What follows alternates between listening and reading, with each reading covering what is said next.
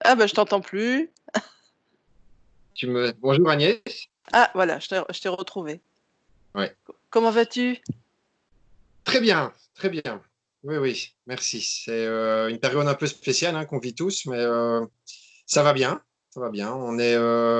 Pour nous, on a un projet de maraîchage que je mène avec Virginie, mon épouse, et en parallèle une activité d'apicole que j'ai commencé en 2013, qui a eu beaucoup d'importance et que maintenant j'essaie justement d'équilibrer par rapport à mon activité de maraîchage. Donc tout ça dans cette montée en puissance au début de la saison, ça prend beaucoup de temps et enfin, ça a beaucoup d'importance dans notre quotidien, quoi. Ouais. Et tu as eu des problèmes particuliers, liés à la situation?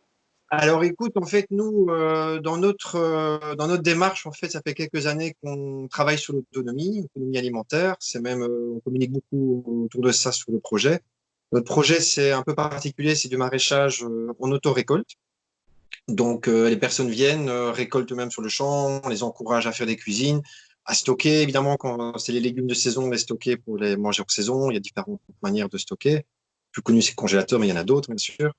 Donc, voilà, tout ça, c'est pour nous, ce confinement, c'est arrivé déjà en début de saison. Donc, il faut savoir que les maraîchers, en général, ont été assaillis de demandes, beaucoup plus que d'habitude, en fait, au moment où il y a eu les restrictions, le confinement. Mais nous, dans notre cas, on travaille beaucoup plus avec la saison. Donc, on était en plein semis. Là, on est en train de faire les repiquages. On formule, on fonctionne pas trop avec de l'achat-revente, donc même pas du tout en fait. Donc, pendant beaucoup de maraîchers, pour eux, ça a été une aubaine parce qu'il y a eu vraiment, moi j'en connais qui ont doublé, triplé leur chiffre d'affaires. Donc, c'est super parce que c'est un moment difficile pour les maraîchers. Il y a beaucoup, beaucoup de dépenses. On démarre la saison. Et puis, il faut préparer la saison aussi à venir. Et c'est vrai que de pouvoir vendre des choses qu'on ne doit pas produire soi-même, ça va c'est un petit peu plus facile. Mais évidemment, beaucoup de maraîchers en saison veulent vendre ce qu'ils produisent. Donc, nous, c'est notre cas.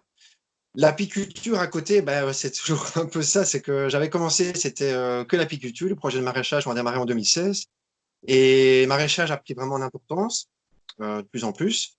On a de l'élevage aussi avec des moutons, bon, il y a des poules, enfin, il y a toute une série de choses autour. Et bah, le truc, quand ça monte partout, surtout sur le maraîchage, préparer la terre, les semis et l'apiculture, où on est vraiment allez, à l'écoute vraiment de l'environnement, de saison, des températures qui montent, de la lumière qui arrive, ça de la même façon. Alors, un petit truc assez particulier, par exemple, c'est que en ce moment, par exemple, Virginie, qui est beaucoup plus sur le champ que moi, ben, elle va regarder, maintenant on est dans une période un petit peu délicate encore des températures, elle va toujours regarder les températures la nuit. Si on n'est pas trop froid, il faut couvrir les légumes. Et moi, je regarde la température de jour parce que c'est les signes de mielé, quoi. Donc, on est vraiment, et on travaille ensemble. Tout le temps que je passe pas directement dans les ruches, je le passe avec elle sur le champ. Donc, c'est une période pour nous, donc, comme je disais, au niveau personnel, on n'a pas été trop affecté. Il y a quelques fournisseurs qui ont pris un peu de retard, mais sinon, dans notre mode de vie, franchement, on n'a pas été trop affecté. Il y a le côté quand même, vous avez peut-être entendu parler, enfin, tu as peut-être entendu parler, mais pour les saisonniers. Donc, effectivement, Ouais. Mmh. nous, on a des gens qui viennent nous aider sur le champ. On a maintenant un saisonnier cette année qu'on n'a pas eu de mal à trouver parce qu'on avait déjà des contacts avant. Mais on a aussi des personnes qui s'impliquent autour de nous via, entre autres, les fermes sociales. Et là, c'est des projets qui ont été mis à l'arrêt en une fois.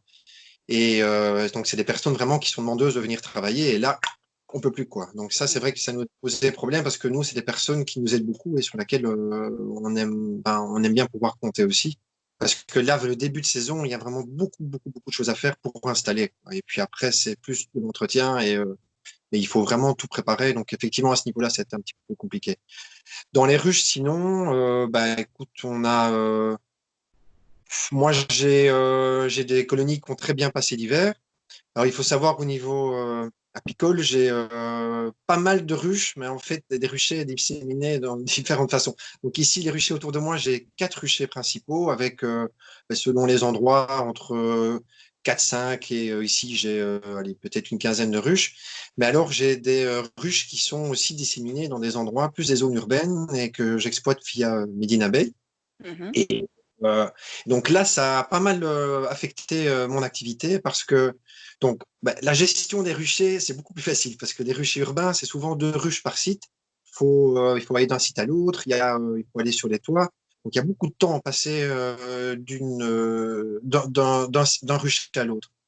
Par contre, une partie importante du projet, et là qui est mise à l'arrêt malheureusement, c'est toutes les animations qu'on faisait autour des ruches. Donc là, donc entre autres dans les hôpitaux Iris Sud, au moment on peut rien faire, et donc ça devient une gestion donc qui est facilitée, mais dans une ville qui est complètement déserte. Donc ça, c'est vraiment fascinant. Moi qui quitte, donc j'habite dans la région des Caussines, on est dans un cadre vraiment très chouette à côté du bois de la Houssière. En fait, on exploite 6 hectares. Et donc, on est dans un cadre assez préservé. Et quand je vais en zone urbaine, mais il y a toujours un gros décalage, quoi. Et c'est une expérience aussi que je peux transmettre à travers les animations. Mais là, voilà, donc je vais gérer les ruches, ça, il n'y a pas de souci comme d'habitude, mais je peux pas le partager actuellement entre mes animations. Et je sais pas franchement quand ça va au moment du déconfinement, quand on pourra remettre ça en place. Les animations, on fait ça avec 10-15 personnes. En plus, dans les milieux hospitaliers, tu peux te douter, ça a été il faut être particulièrement prudent. Donc, on continue à gérer les ruches, elles sont là, mais voilà, c'est un peu plus compliqué à ce niveau-là. C'est dommage, quoi. Donc ici aussi, on aime bien accueillir. On avait une grosse activité, un événement qui était prévu dans le courant du mois d'avril aussi pour accueillir tout un groupe. Tout ça, ça a été mis en suspens.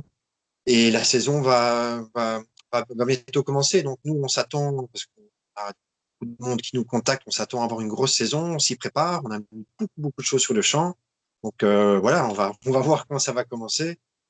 Et on a aussi l'habitude de faire, c'est plutôt en fin de saison, quand il y a beaucoup de choses sur le champ, on fait des fêtes, on fait des choses assez conviviales. Il y a la fête de la courge qui est la plus connue, mais on fait d'autres événements pendant l'été. Et là, je sais pas. On ne sait pas trop comment ça va s'organiser.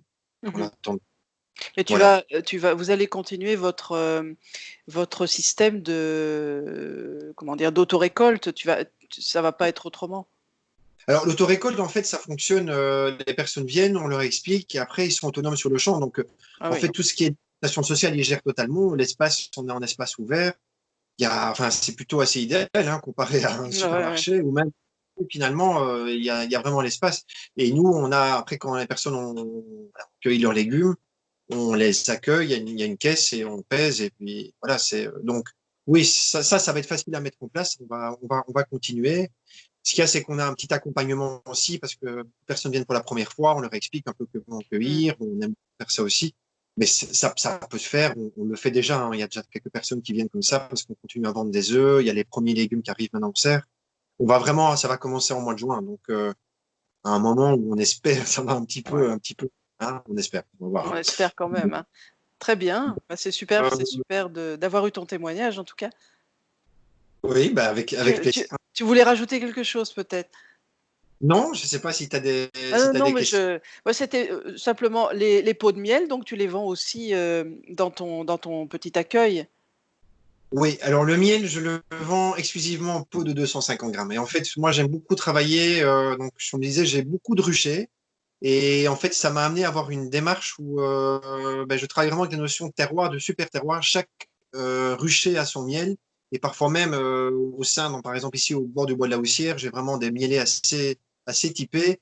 Je fais vraiment des sous-catégories et je valorise vraiment comme ça, ce qui fait que j'arrive à avoir des miels quasi monofloraux parfois. Parce qu'au moment de l'extraction, je regarde chaque cadre, je le goûte, je le sépare. Et je peux comme ça faire, voilà, par exemple, sur le bois la houssière, j'ai fait vraiment des quasi purs miels que je valorisais comme tels. Les miels d'été qui sont plutôt ronds châtaigniers, miel de printemps, bon, avec de dominante saule. Et par exemple, en 2018, j'avais fait un pur acacia parce qu'il y avait une mielier fantastique, Mmh. enfin quasi pur acacia. Voilà, je travaille comme ça et donc moi je le vends en 250 grammes comme ça. C'est comme ça, je peux faire goûter vraiment plusieurs miels et on n'achète pas un pot de miel, un miel de printemps, un miel d'été, on achète du miel et les miels un peu typés, alors on goûte et voilà, moi j'aime bien, c'est en plus en format sympa pour faire des cadeaux. Donc Ouais, c'est un ouais. produit valorisé, je mets un point d'honneur à ce qu'il soit crémeux ou alors liquide, mais alors c'est le moment où je vois que ça va cristalliser, il faut vite l'ensemencer pour maîtriser la cristallisation. Ça c'est, voilà, c'est vrai que si tu le laisses liquide en pot, tu sais pas comment ça peut évoluer, donc Mmh. voilà. pas un produit qui reste souvent longtemps, hein, parce il est dévoré, mais c'est un produit, je pense, qui est précieux et c'est aussi à travers les animations que j'ai appris à le valoriser, quoi, parce que ça demande tellement de travail, beaucoup pour les abeilles, aussi pour l'apiculteur, mais bon, voilà, je communique aussi là-dessus, quoi. Super. Voilà. C'est un super boulot que tu fais en tout cas. Très intégré comme ça, j'aime beaucoup. Merci, Je- Anne. Bienvenue, si tu veux, sur le Oui. champ, hein, ça va. Ah, je viendrai, volontiers, je viendrai. Tu peux être certain. Je s'appelle à l'orée du bois. On À a, l'origine, ouais, d'accord. Je donnerai les coordonnées sur le blog, comme ça, tu auras peut-être d'autres visites que la mienne. Super. Allez, Mais merci beaucoup et bon travail à tous les deux, hein. pareil aussi, hein, c'est bien de maintenir le contact comme ça. C'est gentil. Allez, salut, hein. Salut. Salut.